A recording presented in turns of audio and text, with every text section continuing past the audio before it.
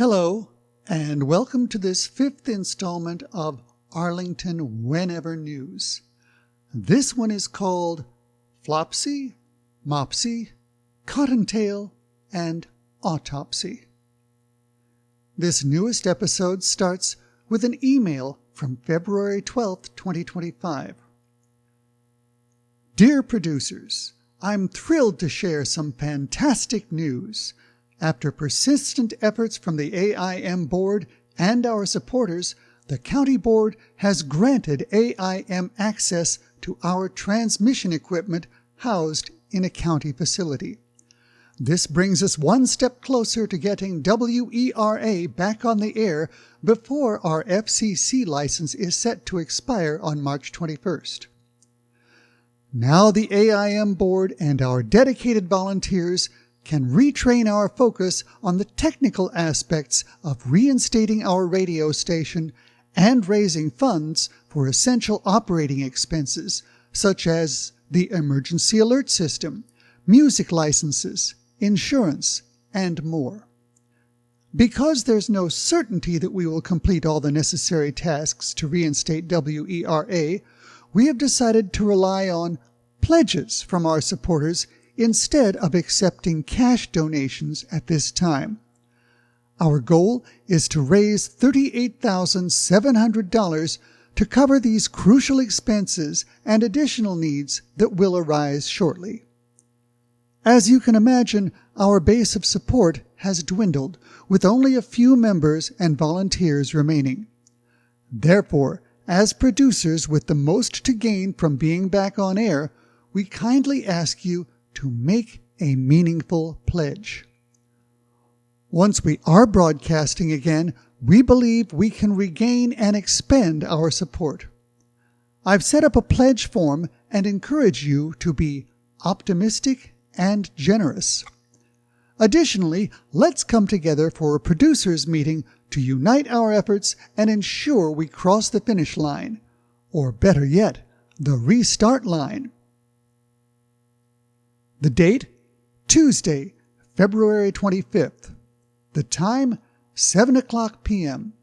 The location, 3 Whistles, 2719 Wilson Boulevard, Arlington, Virginia, 22201. Thank you for your patience and perseverance. It's been a long and winding road, but I feel positive about where we are and where we can be, with your help, in just a few weeks. All my best, Jeff Hoffman, AIM Producers Representative. This pitch for pledges from AIM members spoke inadvertent volumes about the expectations of AIM receiving funding from Arlington County. If the county just provided the $140,000 that they had withheld from April of 2024, that amount would be enough to pay off AIM's tax lien, provide the former employees with at least their earnings from their final pay period, and still leave more than enough to cover the $38,700 fundraiser goal. The message was also ironic, coming a few days after the release of the RSM audit report on AIM, in which financial and accounting irregularities were observed. Producers were simply asked to be optimistic and generous to the tune of $38,700, but without any specific disclosure as to how that money would be spent. On February 12th, I replied with the following simple questions. AIM hasn't even been able to redeem my membership renewal check from last November. How are they going to be able to accept donations? Isn't the AIM bank account still frozen by the tax lien? The next day, on February 13th, I sent an additional question. Regarding the sentence, "Additionally, let's come together for a producers meeting to unite our efforts and ensure we cross the finish line, or better yet, the restart line, date Tuesday, February 25th, time 7:00 p.m., location 3 Whistles, 2719 Wilson Boulevard, 22201. I noticed the unusual location at Three Whistles. Will virtual attendance be possible? I did receive a prompt reply from Jeff Hoffman. Not unusual. The producers have met there before. Not sure about virtual. We haven't had virtual before. Perhaps we can set up a call via Zoom. As for your membership check, would you like me to inquire? I'd consider it acknowledged but not cashed. In other words, you are a member. Whereupon I replied, not unusual for WERA producers. I remember the announcement of the first meeting there, but participation seemed to be limited to WERA. Producer meetings that included AIM-TV were held elsewhere, and virtual participation was enabled. Reduced participation is likely to result in reduced support. As for my membership check, your reply doesn't address the main question, which I'll paste again below. How are they going to be able to accept donations?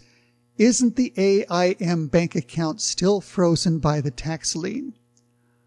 Also, considering the recently relieved RSM audit showing financial inaccuracies, I suspect that potential donors would want to see a specific breakdown of how the requested $38,700 is going to be spent. For starters, will part of that money be used to pay off AIM's tax lien? Meanwhile, I emailed the AIM treasurer about my membership check, but she hasn't replied, and J.C. Hemstra recently wrote, Amanda is the best one to ask about it. Perhaps, unfortunately, the producer's rep does not have the authority to determine membership status. Therefore, I am CCing Amanda McKay for more authoritative answers. On February 19th, I searched the news section of the Arlington County website for Arlington Independent Media. But once again, the most recent result was the November 22, 2022 article about a new studio for Arlington Independent Media. Even the completion of the RSM audit was either not considered newsworthy by Arlington County or not something the county wishes to disclose. A few days later, the report from the Three Whistles meeting arrived. Dear WERA producers, on Tuesday, February 25th, 8 producers, 1 board member, and WERA's chief engineer gathered in Arlington to discuss the station's status, ask questions, and explore possible paths forward. The challenge we face. As it stands, the path to resuming broadcasting before WERA's FCC license expires on March 21st is extremely narrow and fraught with challenges. The county has imposed several requirements before granting our chief engineer access to the radio room and WERA's transmitter. These requirements include factors beyond our control. For instance, providing proof of WERA's antenna lease with the building's landlord. Significant financial hurdles, extending AIM's liability insurance through the end of 2025, which costs more than $23,000. Resource constraints, developing a business plan to address outstanding debts, including more than $40,000 in rent, more than $9,000 in property taxes, and more than $500,000 in county funding flagged in the audit as misappropriated. Several of us have met with county board members, and it is clear that AIM will not receive any county funding this year. This is due to both budget cuts and, in my view, the optics and politics surrounding an organization that has lost the county's trust. Is there hope? Yes. The board and several dedicated volunteers are still working tirelessly to save WERA's license. However, even if we succeed, the station will face substantial operational and financial challenges moving forward. Our immediate priority is getting back on the air before March 21st to preserve our FCC license. How you can help. Many of you have questions, but the reality is that those of us still fighting for WERA are exhausted. The situation is extraordinarily complex, frustrating, and at times beyond our capacity. If you want to contribute, here's what we urgently need. 1. Financial expertise. We need a treasurer or someone with financial expertise, such as a CPA or CFO, to assist with critical financial questions. If you or someone you know can help pro bono, please contact our board members. 2. Studio property removal. Volunteers are needed tomorrow, Saturday, March 1st, to help remove remaining property from our former studios. Please contact Jackie Stephen for details. 3. Cataloging equipment. We need help cataloging our property. If you're available, contact me and I'll organize a session at our storage facility. 4. Donations. Our pledge campaign has raised nearly $4,500 from 8 producers. If you can contribute financially, every dollar helps. You can pledge your support here. And then it gave a very long address. I regret that this update isn't more hopeful, but I appreciate all of you who continue to stand by WERA. And if you can step up and help in any of the above ways, now is the time. Thank you, Jeff Hoffman, Producer's Representative. I did manage the 70-mile drive from Hagerstown, Maryland to AIM to help with the studio property removal on March 1st. Jackie Stephen, Kathy Overton, Don Masters, and Jeff Hoffman were also there. Speaking of names, for my reporting, Jeff Hoffman provided me with the names of the county board members who said that AIM would not be receiving any funding this year, as well as the names of the AIM members to whom the decision was disclosed. After all, without names, it would have been like reporting a murder by saying that someone killed someone. On Monday, February 24th, Amanda McKay met with County Board Chair Takis Karantonis and Board Member Susan Cunningham. Susan said, quote, "No money," unquote. On Tuesday, February 25th, Jeff Hoffman met with board members Maureen Coffey and J.D. Spain. They both said, quote, "No money," unquote. On Wednesday, February 26th, Jackie Stephen met with board member Matt DiFerrante. The outcome from that meeting is not available, but with the majority of the county board members having already made their sentiments known, it doesn't matter. AIM Treasurer Katerina Skladoni resigned in early February. Another board member, Jennifer Hamstra, also resigned, citing work and personal reasons.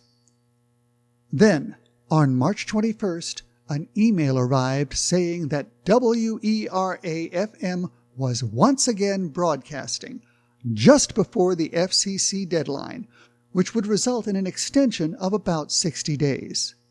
However, WERA was not broadcasting any fresh community-based content, just streaming pre-recorded material. Upon receiving that email, I attempted to listen via Alexa and TuneIn Digital, but it said that WERA-LP was not available.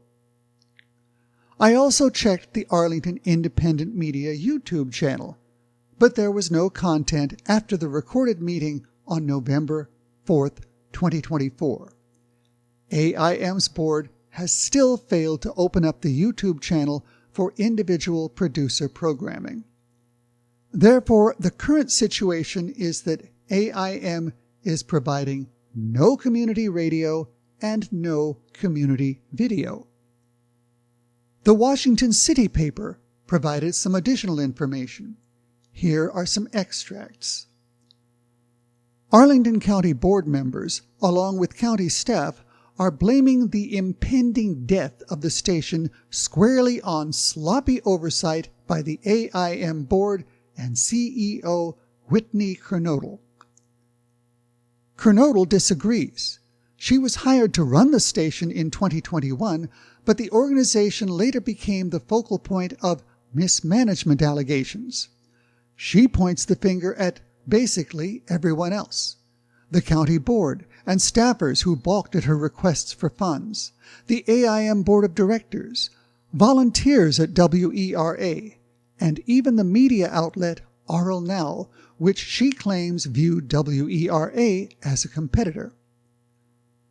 I took the job in part to use the media and use this organization on behalf of marginalized people, Kernodle says, and my grave mistake was telling people that's what my goal was. I told them I was going to undo white patriarchy and white privilege through the media. Kernodle says that in addition to the volunteers, the station required additional paid technical staff to keep it operational. Quote, volunteer-based systems inherently favor people who are affluent, retired, or both, says Kernodle, who prioritized paid staff as she tried to diversify the station's programming and its employees. She went on, a survey of our membership found that our base was whiter, older, and wealthier than the Arlington community as a whole.